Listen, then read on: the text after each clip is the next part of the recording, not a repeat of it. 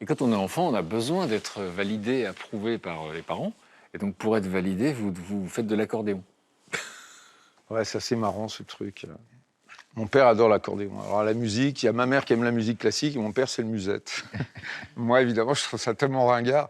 Je rêve de rock. En plus il y a les frères de ma mère qui viennent, qui amènent des disques des Stones, qui vont voir des concerts à Paris. Enfin, et moi c'est ça, c'est cette musique alors que ma mère m'interdit d'écouter parce qu'elle trouve que c'est de la musique de voyous. Et ouais, je rêve de ça et j'ai envie de faire de la batterie. Je trouve un truc on tape quoi. Et Et je me dis que si je fais de l'accordéon pour faire plaisir à mon père, peut-être que je vais pouvoir faire de la batterie, quoi.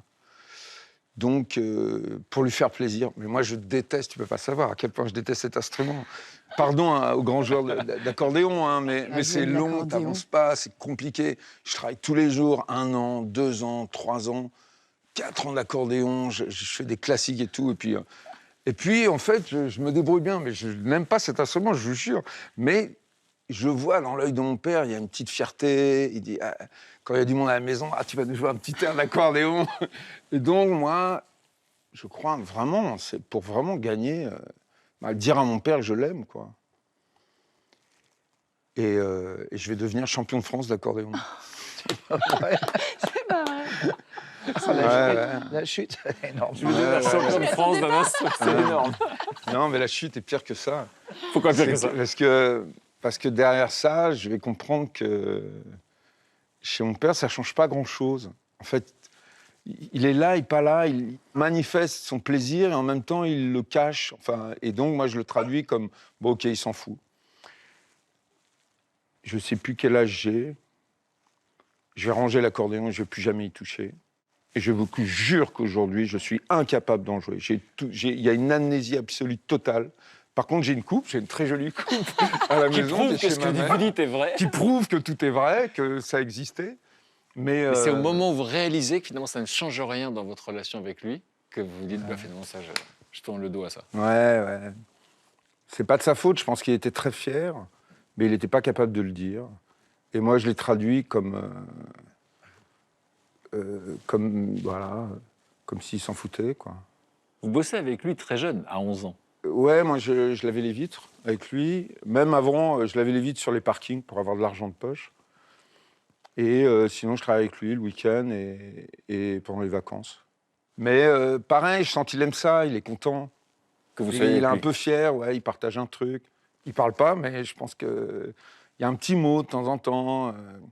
C'est vrai, je le comprends maintenant. À l'époque, moi, je me dis, bah, c'est un peu comme s'il me mettait un coup de pied aux fesses en disant, ah, tu vas faire quelque chose. Mais en fait, sa relation est passée par là, quoi. Et je pense que j'étais fier de mon père parce que je considérais qu'il était courageux. Ma mère aussi. Vous pensiez ça à l'adolescence, qu'ils étaient courageux? Non. Non, j'avais un peu honte d'eux. C'est pas bien, hein. Si je suis honnête, c'est un peu la vérité. J'avais un peu honte de cette famille qui n'avait pas d'argent, qui trouvait pas sa place. Mais en même temps, à l'intérieur de ça, moi, j'avais une vraie liberté. C'est-à-dire que quand j'avais 14 ans, je crois, on a quitté la banlieue, on est parti en Bretagne. Mon père rêvait de retourner aux sources, parce que lui, il a grandi, c'était une famille de marins-pêcheurs. Et là, pour mon père et ma mère, ça a été très dur, parce qu'on était extrêmement pauvres. Mon père gagnait très mal sa vie, et à tel point que ma mère est tombée malade. Mais moi, j'avais une liberté absolue, quoi. J'avais une mobilette. Et le fait d'être à la campagne, il y avait un rapport à la nature, rapport aux éléments, on était au bord de la mer. C'est en Bretagne que j'ai rencontré des profs qui m'ont trouvé intéressant. Et c'est surtout en troisième, alors là, comme j'étais très turbulent, on m'avait mis dans une école pour mater voilà, les rebelles. Une école très dure où on avait le droit de vous frapper. Enfin, c'est des trucs qui n'existent plus aujourd'hui, hein. Et donc c'était un endroit très violent, mais en même temps, c'est pas l'endroit où j'ai été le plus humilié. En fait, c'est un endroit où c'était d'homme à homme. Tu déconnais, tu prenais une branlée. Donc, c'était drôle parce qu'on prenait tous des coups et quand on passait la visite médicale, on avait tous des bleus sur les fesses. Mais moi, ça m'a pas du tout traumatisé. Au contraire, il y avait ce rapport d'homme à homme que je trouvais assez juste. Quand on bossait, on avait du respect et du coup, je bossais. Et il y avait un prof de français qui n'était pas un tendre, hein, mais qui nous obligeait tous les mercredis à passer un poème. Et moi, j'ai commencé à écrire des sketchs, j'ai commencé à écrire des poèmes. Puis il y a des moments beaux, je sais pas, peut-être c'était un message à mon père, mais cette chanson de Daniel Guichard, Mon vieux, il s'en allait l'hiver, l'été, dans le petit matin frileux, mon vieux. Et je l'avais fait en poème. Et tout le monde était vachement touché. Parce que, et donc, alors, ce qui était drôle, c'est que toute la classe attendait le moment où j'allais faire quelque chose. Et à chaque fois, je faisais une proposition un peu spectacle. Et il y a ce prof qui adore. Et alors, le bilan.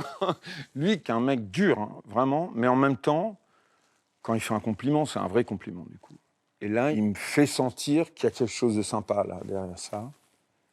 Mais je ne sais pas ce que ça veut dire, faire du théâtre. Je ne connais pas, prendre des cours, je ne sais pas que ça existe. Donc, ce n'est pas une idée qui est proche de moi. C'est surtout l'idée d'être un artiste qui est en train d'émerger. Et comme il y a le dessin... Parce que là aussi, vous recevez des compliments en dessin. Ouais, pas toujours, c'est un peu inégal, mais oui, quand même. Et je décide d'aller passer un concours d'une école à Paris. C'est le lycée technique Auguste Renoir. C'est l'envie d'échapper. Je ne veux pas devenir ouvrier, je veux sortir de ce cadre, je veux rebattre les cartes. Moi aussi, j'ai envie d'avoir ma chance. C'est marrant parce que je disais à tout le monde à l'école quand même, vous allez voir, vous me verrez à la télé. Je me dis Sans penser savoir pourquoi. Vous étiez en dessin. Non, il y avait une émission de Patrick Sabatier et elle invitait tous les copains de l'école de l'époque. Je leur dis, faites gaffe les mecs, je vais vous rappeler, vous allez venir à la télé avec moi. Je voulais cette vie d'artiste, je voulais cette liberté, je voulais être dans la création, dans les rencontres. Je me disais que c'était plus doux, c'était plus fou, c'était plus riche. Jusqu'au jour où j'ai rencontré des mecs qui font du théâtre, quoi.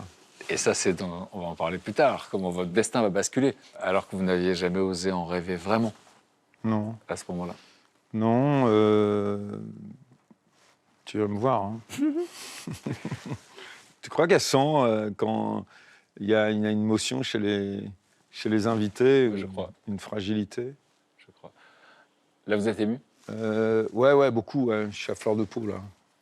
Vous savez ce qui vous émeut? C'est une envie de quelque chose. Je pense qu'on est tous animés par ça. Ça devient à un moment une question de survie.